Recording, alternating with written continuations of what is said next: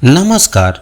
चलिए सुनते हैं उत्तर प्रदेश की लोक कथा शेख चिल्ली और कुएं की परियां। एक गांव में एक सुस्त और कामचोर आदमी रहता था।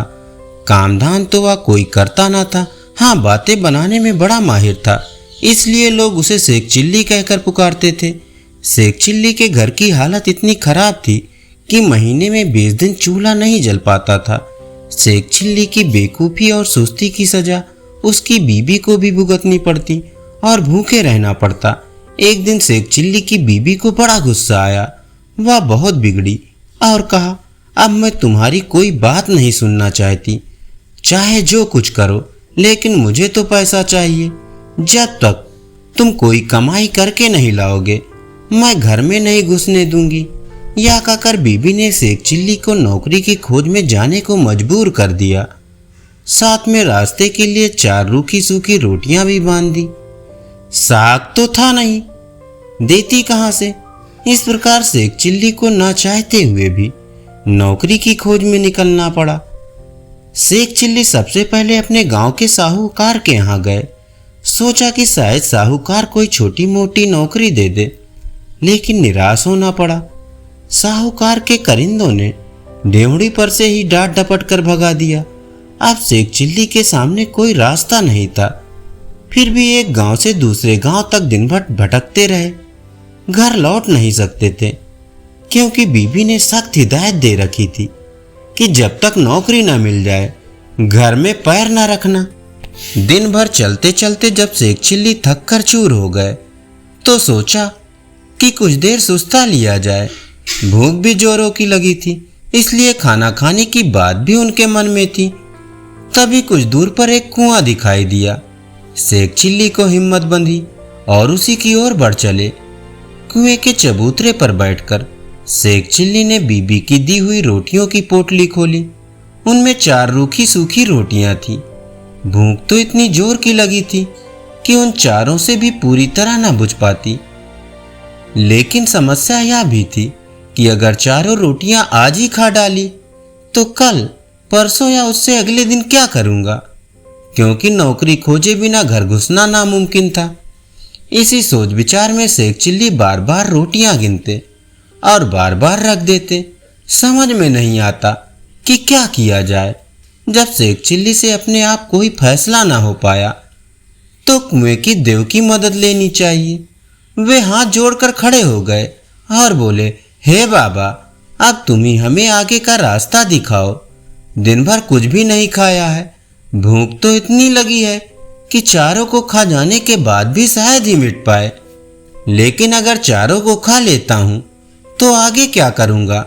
मुझे अभी कई दिनों यहीं आसपास भटकना है। इसलिए हे कुआं बाबा, अब तुम ही बताओ कि मैं क्या करूँ। 1 खाऊं, 2 खाऊं, 3 खाऊं या चारों को खा जाऊं। लेकिन कुएं की ओर से कोई जवाब नहीं मिला। वह बोल तो सकता नहीं था, इसलिए कैसे जवाब देता।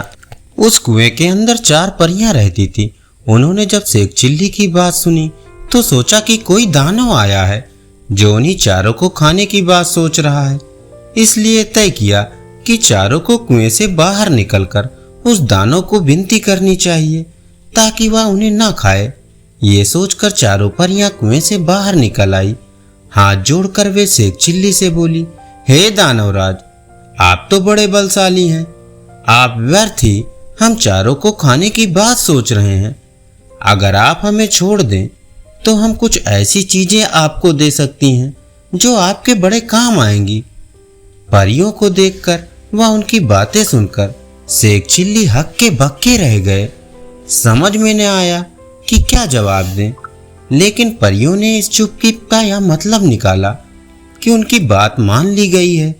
इसलिए उन्होंने एक कठपुतला व एक कटोरा शेख चिल्ली को देते हुए कहा, हे दानवराज, आपने हमारी बात मान ली, इसलिए हम सब आपका बहुत बहुत उपकार मानती हैं। साथ ही अपनी यह 2 तुच्छ भेंटें आपको दे रही हैं। ये कठपुतला हर समय आपकी नौकरी बजाएगा। आप जो कुछ कहेंगे ये करेगा, और ये कटोरा वो हर एक खाने की चीज आपके सामने पेश करेगा जो आप इससे मांगेंगे। इसके बाद परियां फिर कुएं के अंदर चली गई। इस सब से शेख चिल्ली की खुशी की सीमा न रही। उसने सोचा कि अब घर लौट चलना चाहिए, क्योंकि बीबी जब इन दोनों चीजों के करतब देखेगी तो फूल ही ना समाएगी। लेकिन सूरज डूब चुका था और रात घिर आई थी, इसलिए शेख चिल्ली पास के एक गांव में चले गए और एक आदमी से रात भर के लिए अपने यहाँ ठहरा लेने को कहा। यह भी वादा किया कि इसके बदले में वह घर के सारे लोगों को अच्छे अच्छे पकवान व मिठाइयाँ खिलाएंगे। वह आदमी तैयार हो गया और शेख चिल्ली को अपनी बैठक में ठहरा लिया। शेख चिल्ली ने भी अपने कटोरे को निकाला और उससे अपने करतब को दिखाने को कहा। बात की बात में खाने की अच्छी अच्छी चीजों के ढेर लग गए। जब सारे लोग खा पी चुके तो उस आदमी की घरवाले जूठे बर्तनों को लेकर नाली की ओर चली। ये देखकर शेख चिल्ली ने उसे रोक दिया और कहा कि मेरा कठपुतला बर्तन साफ कर देगा। शेख चिल्ली के कहने भर की देर थी कि कठपुतले ने सारे के सारे बर्तन पल भर में निपटा डाले।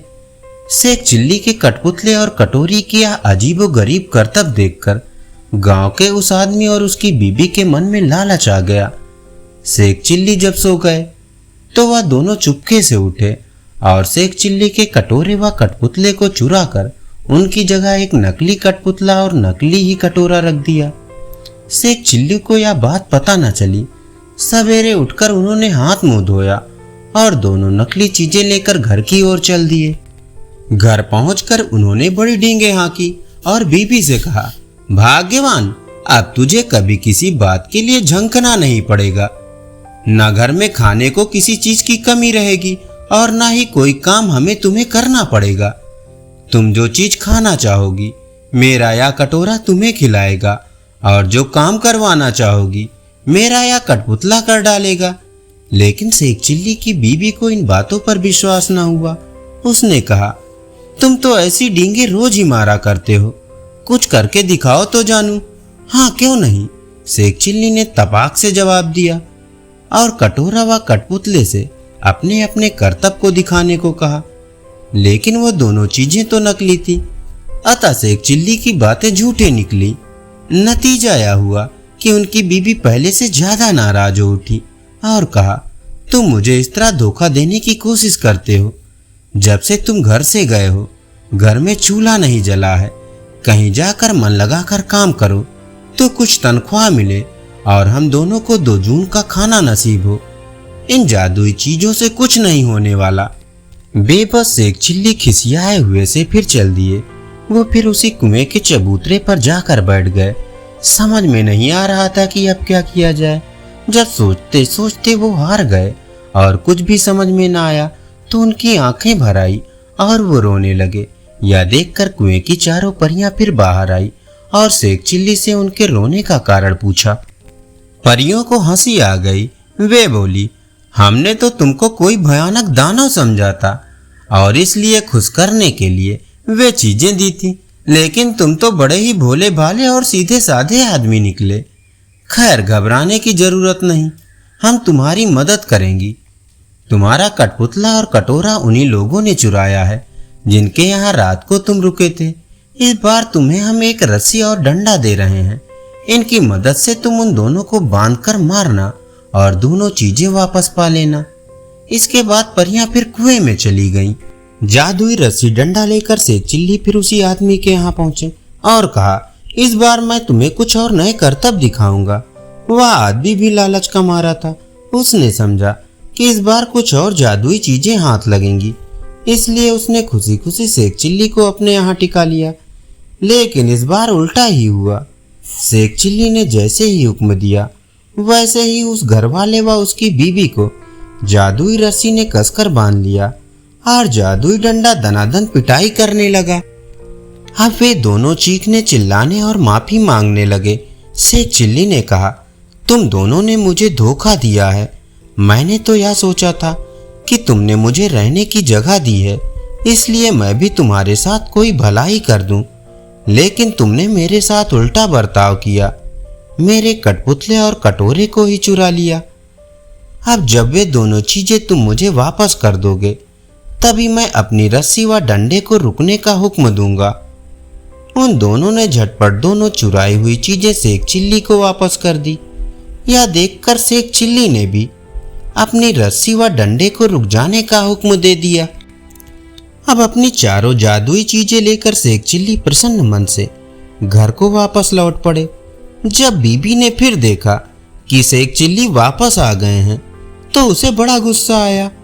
उसे तो कई दिनों से खाने को कुछ मिला नहीं था, इसलिए वो भी झुंझलाई हुई थी। दूर से ही देखकर वह चीखी, कामचोर, तुम फिर लौट आए। खबरदार, घर के अंदर पैर न रखना, वरना तुम्हारे लिए बेलन रखा है। ये सुनकर शेख चिल्ली दरवाजे पर ही रुक गए। मन ही मन उन्होंने रस्सी व डंडे को हुक्म दिया कि वे उसे काबू में करें। रस्सी और डंडे ने अपना काम शुरू कर दिया।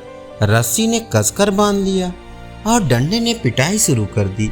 यह जादुई करतब देखकर बीबी ने भी अपने सारे हथियार डाल दिए और कभी वैसा बुरा बर्ताव न करने का वादा किया। तभी उसे भी रस्सी व डंडे से छुटकारा मिल सका। अब शेख चिल्ली ने अपने कठपुतले व कटोरे को हुक्म देना शुरू किया। बस फिर क्या था, कठपुतला बर्तन भाड़े व जिन जिन चीजों की कमी थी झटपट ले आया और कटोरे ने बात की बात में नाना प्रकार के व्यंजन तैयार कर दिए और अब वे दोनों खुशी से जीवन व्यतीत करने लगे। धन्यवाद। अभी आप सुन रहे थे उत्तर प्रदेश की लोक कथा शेख चिल्ली और कुएं की परियां।